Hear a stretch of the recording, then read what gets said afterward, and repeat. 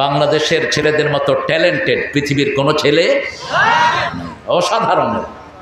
হেফজতে গত 20 বছর ফার্স্ট হচ্ছে কারা? কারা?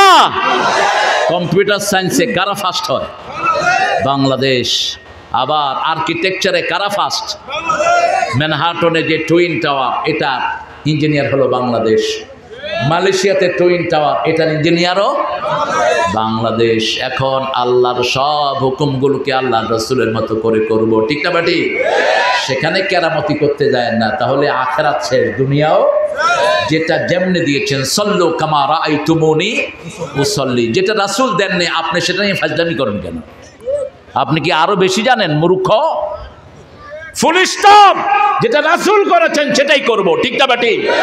সারা পৃথিবী বাধা দিলে ওই বাধাকে পায়ের তলায় দিয়ে দেব। যেটা রাসূল করেন নাই সেটা করার ক্ষমতা কারো, কারণ আমাদের দুনিয়াটা হলো এক মুহূর্তের ব্যাপার। চোখটা বন্ধ হবে, দুনিয়া শেষ, ঠিক না বাটি? অনন্তকাল থাকতে হবে কার কাছে? সেখানে আল্লাহর হুকুমের, আল্লাহর হাবিবের সুন্নাহ ছাড়া বাঁচার কোনো উপায়। রবিয়াকে রাসূল বললেন, আমার কাছে কিছু চাও, সাল, আস্ক মি সামথিং। রবিয়া বলছেন, চাইবো? বাংলাদেশের দল বদলায় পয়সা কামাইয়ের জন্য, ঠিক না বাটি? টুইন, পয়সা পয়সা, দেশটা খেয়ে ফেলেছে চোর ডাকাত। একটা স্বাস্থ্য কমপ্লেক্সের একটা ড্রাইভারের অ্যাকাউন্টে 100 কোটি টাকা পাওয়া যায়। এগুলো কার টাকা? কার টাকা? একটা মেম্বারের অ্যাকাউন্টে 200 কোটি টাকা, কার টাকা এগুলো? আমি এক এমপির ছেলে, আমার বাপ তো এমপি হয়ে ফকির হয়ে গেছে, দাদার সম্পত্তি বেচতে বেচতে নিঃস্ব। আমি তখন ক্লাস 8-এ আব্বাকে বললাম, আব্বা আপনি এমপি হয়ে দাদার গাড়ি বিক্রি করছেন, জমি বিক্রি করতেছেন, আর পাশের লোক দেখি বাড়ি বানাচ্ছে। কয় তুমি বড় হলে বুঝবা। ওরা চায় দুনিয়া, আমি চাই আখেরাত। 750 ফুরকানিয়া মাদ্রাসা করে গেছেন। এই যে আপনারা যে মাদ্রাসা করছেন, 350 কালবাট করে গেছেন। রাহেমাহুল্লাহ, আল্লাহ তার কবরকে জান্নাতুল ফেরদাউস বানাক। আর এখন দেখি মেম্বার একটা হইতেও 50 লাখ টাকা খরচ, 3 কোটি টাকা ইনকাম। আছে না নাই? কোত্থেকে বানাও মামুর বেটা?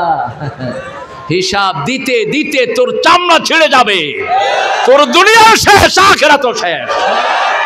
1 বিঘা জমি চুরি করেছো, বুখারীর বর্ণনা, রাসূল বলেছেন 7 তবক জমিন গলায় আল্লাহ ঝুলিয়ে দিবেন। চিন্তা করেন তো, 7 টুকরা জমিন যদি আপনার গলায় ঝুলানো হয়, হাঁটতে পারবেন? হাঁটতে পারবেন? 1 বিঘত তো কেউ চুরি করে না, 1 বিঘত চুরি করে না, 1 কাঠা, 1 বিঘা, 1 দম, ঠিক না ঠিক? এত বড় জমিনে আপনি কিভাবে উঠবেন? আমি চিন্তা করতাম এত ছোট্ট গাড়ি এত বড় উঠবে কেমনে। রাসূল বলছেন, এক এক জাহান্নামীর দাঁত হবে উহুদ পাহাড়ের মতো। উহুদ পাহাড় হলো 10 মাইল লম্বা, 2.5 মাইল চওড়া।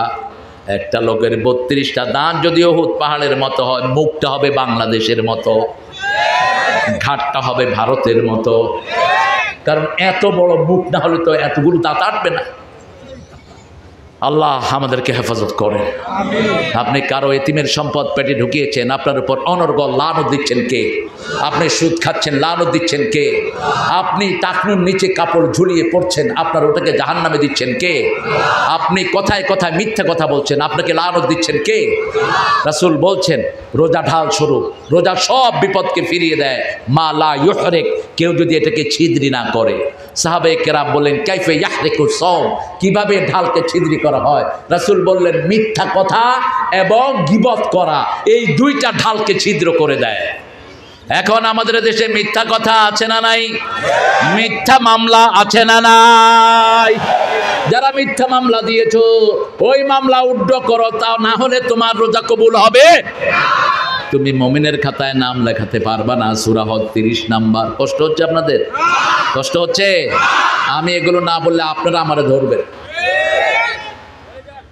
বলে যান, চালিয়ে যান। আল্লাহ কবুল করেন। সূরা হজের 30 নম্বর আয়াত। কত নাম্বার? অস্তানিবুর রিজসা মিনাল আওসাম ওয়াস্তানিবু কাওলা জুর। তোমরা মূর্তি পূজা থেকে বাঁচো, মিথ্যা কথা থেকে বাঁচো। মূর্তি পূজা যেখানে, মিথ্যা কথা। মূর্তি পূজা পুরাটাই মিথ্যা, ঠিক না বা ঠিক? প্রিয় হিন্দু ভাইয়েরা, আপনাদের কোন ধর্মে মূর্তি পূজার কোনো জায়গা, বরং আপনাদের কিতাবগুলোতে বলা হয়েছে যারা মূর্তি পূজা করে তারা কখনো ভালো মানুষ হতে পারে না। পূজা করতে হবে কার? ইবাদত করতে হবে কার? রাবিয়াকে রাসূল বলেন আমার কাছে চাও, ত্রিভুবনের তিনি সর্দার, আঙ্গুল তুললে চার দুই টুকরা হয়ে যায়। ইনশাক্কাল কমর আকতারাবাতি সাআতু ইনশাক্কাল কমর। আঙ্গুল তুলেছেন, চার দুই টুকরা হয়ে গেছে, ঠিক না ঠিক? পা তুলেছেন, সাত আকাশে চলে গেছেন। হ্যাঁ বললে হালাল হয়, না বললে হারাম হয়। গাছ কাঁধে হাত রাখলে গাছের কান্না বন্ধ, ওট কাঁধে হাত রাখলে ওটের কান্না।